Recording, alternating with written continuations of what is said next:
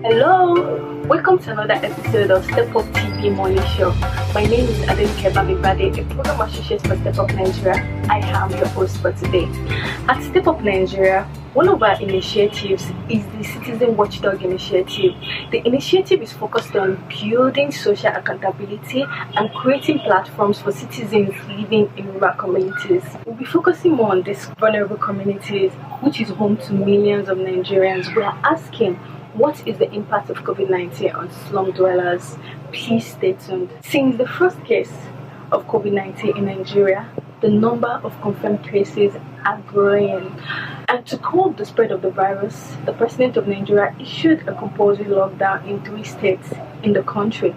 However, many Nigerians could not survive staying at home without access to their jobs. Nigerians cried out, and on the 4th of May, the President of Nigeria eased the lockdown, allowing movement from 6 a.m. to 8 p.m. every day.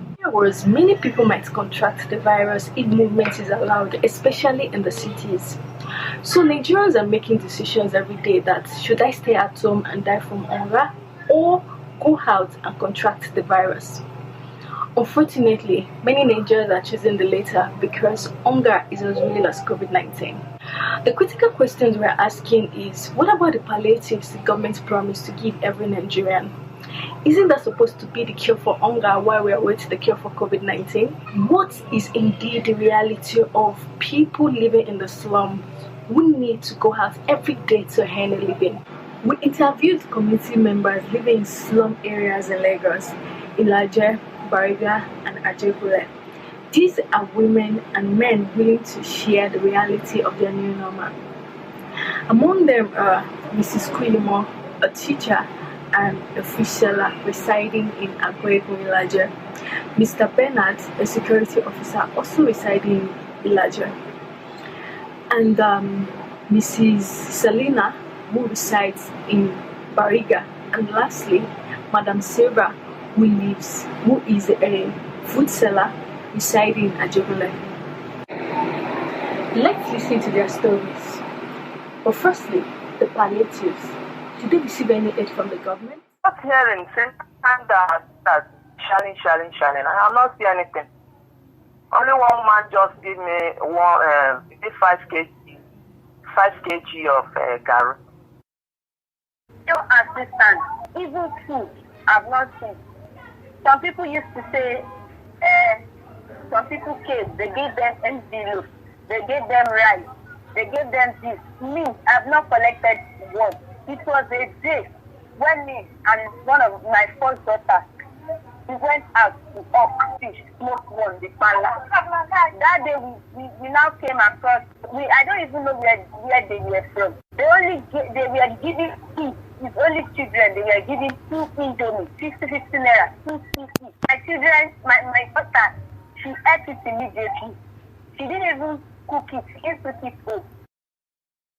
That partner, they really helped us during the lockdown. It really helped. And my trust in the help.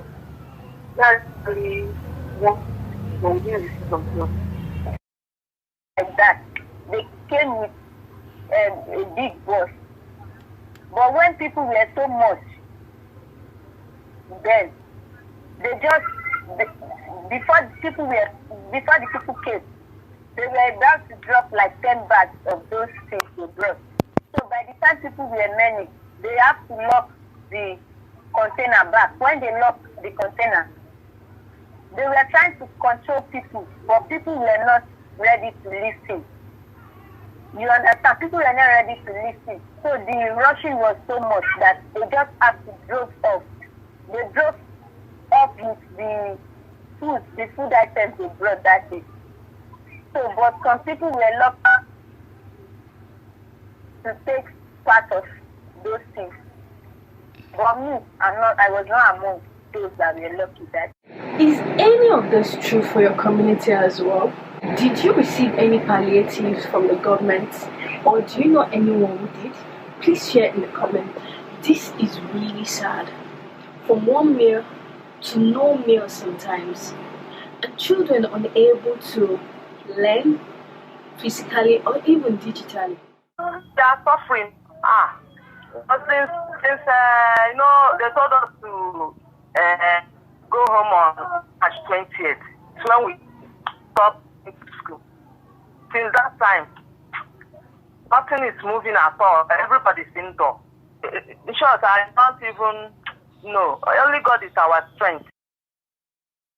The work I'm doing now, I can't do the work I'm doing. Is that the thing that everybody supposed to take at home now? If you stop down, I beg with my people in our community.